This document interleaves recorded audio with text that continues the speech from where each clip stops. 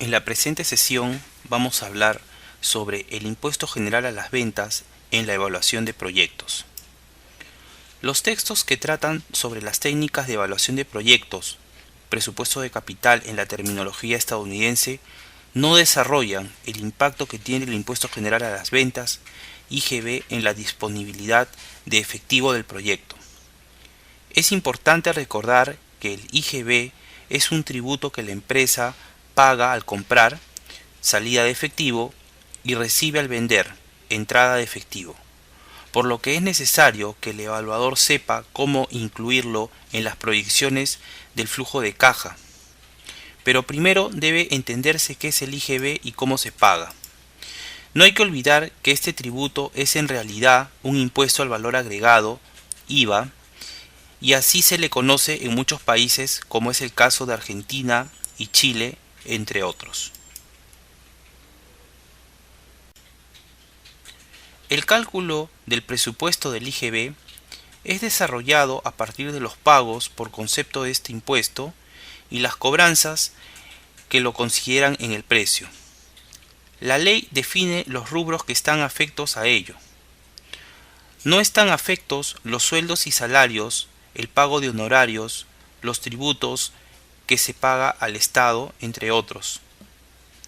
Será necesario calcular la diferencia entre el monto pagado y el cobrado por este concepto.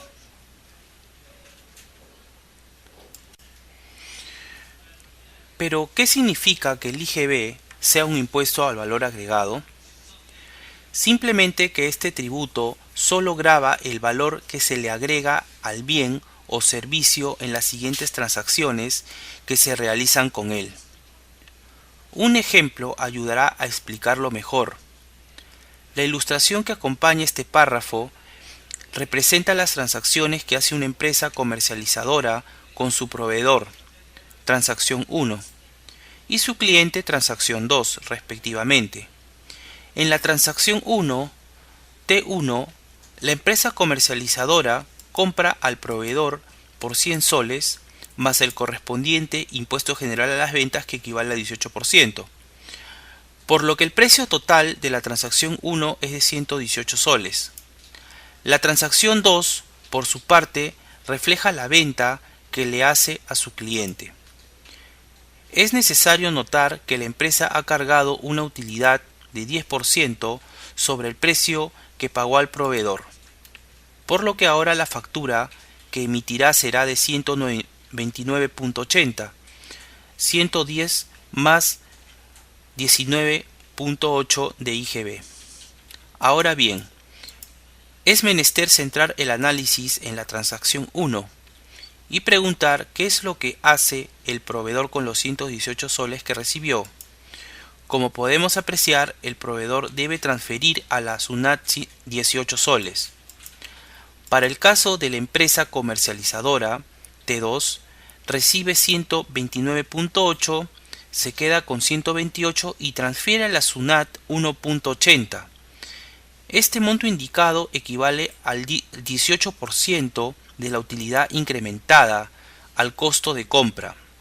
De aquí se desprende el concepto del impuesto al valor agregado. Surge la siguiente interrogante: ¿qué hace la empresa comercializadora con los 129.8 que recibió de su cliente? Pues contra lo que intuitivamente podría pensarse, no transfiere el íntegro del IGB, recibió 19.8 soles a la SUNAT, sino que solo pasa a la SUNAT 1.80. El por qué tiene que ver con la característica del valor agregado que posee el IGB.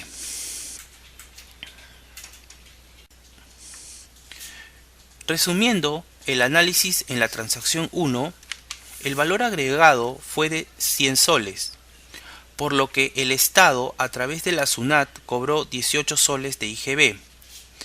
Ahora bien, ¿cuánto fue el valor agregado en la transacción 2? Pues 10 soles. Al pasar el bien de 100 soles a 110 soles, lo que implica que la base imponible en esta transacción es de 10 soles. Y por lo tanto el IGB que cobra el Estado será de 1.80. En la práctica, la empresa ha utilizado el IGB ya pagado como crédito fiscal, por lo que solo transfiere el saldo a la SUNAT. En término concreto, le ha dicho a la SUNAT lo siguiente: recibí 19.8 de IGB, pero como pagué 18 de IGB en la transacción anterior, voy a descontarlo, por lo que solo transfiere 1.8 soles. Vamos a revisar un caso práctico. Un proyecto tiene un flujo de caja siguiente sin considerar IGB. Una inversión de 500 en el año 0, tiene ingresos en el año 1, 2 y 3 por 700, 800 y 900 respectivamente, egresos como indica el cuadro, y un saldo de caja de 70, 80 y 90. En el año 4, el recupero del activo fijo es 50.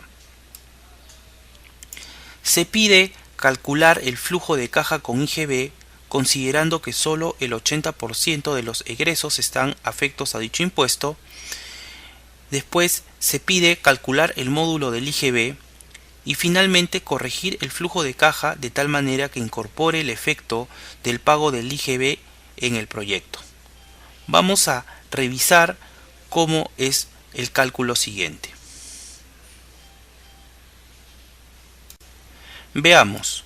Los montos de la presente diapositiva corresponden a los cálculos del IGB de 18% sobre los montos de la diapositiva anterior. La inversión tiene un IGB que equivale a 90, los ingresos también tienen un IGB de 126, 144 y 162, y también el valor de recuperación del activo fijo cuando éste se realiza la venta en el año 4 también tiene un IGB. El IGB del periodo es la diferencia de los ingresos y menos los egresos de IGB. Como yo tengo un saldo inicial en el año 0 de 90, este representa un saldo a favor que sería el crédito fiscal en el año 0.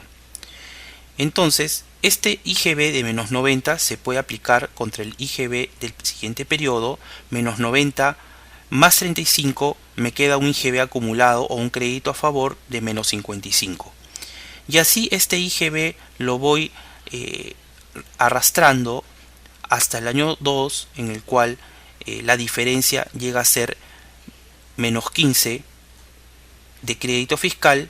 Finalmente, en el año 3, la diferencia del IGB sería por pagar 30, ya que 45 el IGB por periodo del año 3 menos el IGB acumulado de menos 15, ese diferencial me da 30.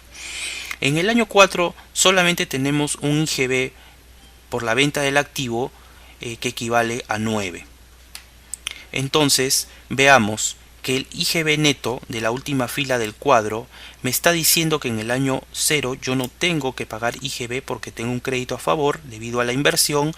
En el año 1 tampoco tengo que pagar IGB debido a que tengo un crédito fiscal todavía acumulado a mi favor de menos 55. De la misma manera, el año 2 tengo IGB acumulado a mi favor de 0. Y ya el año 3 ya tengo que pagar IGB debido a que el IGB del periodo del año 3, que equivale a 45, es mayor a menos 15, ¿no? El IGB resultante sería 30 por pagar. Recién a partir del año 3 debo pagar IGB en este caso. Y en el año 4, tal como le muestra la diapositiva, es un IGB también que tengo que pagar por la venta del activo. Entonces presentamos el flujo de caja con IGB completo. En este caso estamos desagregando las cifras y las estamos presentando de manera detallada. En el año 0, el monto de la inversión, como el costo de menos 500, le extraemos el IGB de la inversión, que es menos 90, y eso suma el saldo de caja de 590 negativo en el año 0. Negativo resaltamos porque representa una salida de efectivo, pero acá estamos agregando el IGB. En la parte de ingresos corresponde a las ventas realizadas, que van de 700 a 900 del año 1 al año 3 con su respectivo IGB. En la parte de egresos estamos considerando solamente la parte proporcional que está afecta a IGB, pues todos los gastos no están afectos a IGB. En este caso, los gastos que están afectos a IGB corresponden a 630, 720 y 810. Entonces, veamos que tenemos que el pago de IGB en el año 1 es 0 debido a que tengo el saldo a favor de 590 negativo. Esto me sirve como un crédito fiscal o un saldo a mi favor para no pagar IGB. Así sucesivamente yo iré acumulando este saldo hasta agotarlo. En el año, recién a partir del año 3 tengo que pagar IGB de 30 y en el año 4 un IGB de 9. El saldo de caja final, como podemos apreciar, es 590 negativo en el primer año, en el año 1 105, en el año 2 120, en el año 3 105 y en el último año 50. Ahí es la resta de los ingresos menos los egresos y adicionalmente el pago de IGB que se tiene que realizar al Estado. Veamos unas conclusiones finales. El IGB es un tributo que grava el valor que se le agrega al bien o servicio en las diferentes transacciones que se realizan con él. El cálculo del IGB a pagar en un proyecto debe calcularse por separado del flujo de caja a través de un módulo o presupuesto de IGB. El crédito fiscal generalmente se refiere cuando el IGB de los egresos es mayor al IGB de los ingresos. Este IGB reduce el pago del impuesto general a las ventas de los siguientes periodos, debiendo utilizarse este último hasta agotarlo. Finalmente, el flujo de caja con IGB presenta de manera detallada los montos de IGB, los egresos y gastos con la tasa del impuesto general a las ventas.